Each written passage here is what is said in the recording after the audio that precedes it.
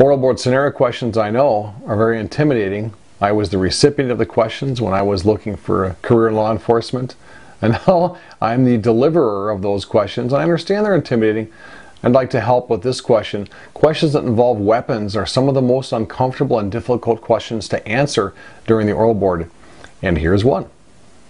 Mr. Ehlers, suppose you're on duty doing your rounds through the park, and there's just a guy walking through the park, walking his dog, and you happen to notice he's got what appears to be a revolver on his hip, out in the open.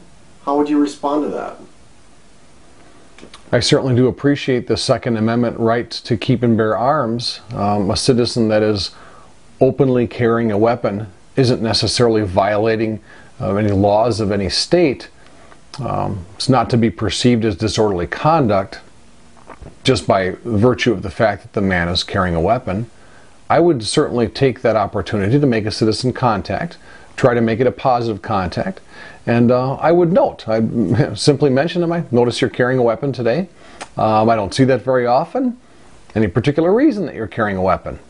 I would ask him about that. I would ask him if he would mind if I would ID him, run him through the state records system, just to ensure that he can legally possess a weapon, voluntarily get his driver's license or some photo identification, and make those steps if he was legally carrying the weapon, of course, and I determined that he wasn't intoxicated. Again, I would try to end that as a positive citizen police contact and be on my way. Now, again, those questions are very difficult to answer because I think sometimes candidates, let me rephrase that, I know often candidates they're thinking that there's an ulterior motive to the oral board asking a question that involves a weapon. Well, sometimes there is an ulterior motive, and that simply is this person going to overreact to the fact that someone is exercising their Second Amendment right? The laws, I understand, change from state to state, but the facts are the facts. The Second Amendment does allow citizens to legally keep and bear arms, and bearing certainly means strapping a weapon on your hip and walking your dog through the park.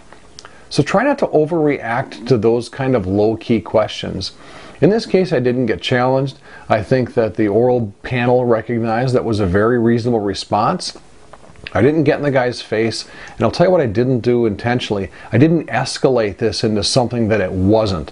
This is someone that's probably just exercising their right. We don't see it every day, and that's how I excused making that, or not excused, but gave the reason for making the contact. And that was my way of opening up my conversation with this person. Gosh, I don't see this real often. I see you're carrying a weapon. Engage the man in conversation. I cannot compel that person to give me their identification. They're walking in a public park. But I made the point of attempting to get his driver's license or ID. The oral board didn't challenge me or didn't throw any hooks into this scenario. They simply allowed me to go through the steps of identifying this person to ensure that they could legally possess a weapon. And of course, I want to make sure he wasn't under the influence of intoxicants, because of course, in most states, it's not legal to brandish a weapon or be in possession of one if you're intoxicated. So I think that question was handled pretty fairly. Again, I always look forward to your comments, and please keep the questions coming. I'll see you next time.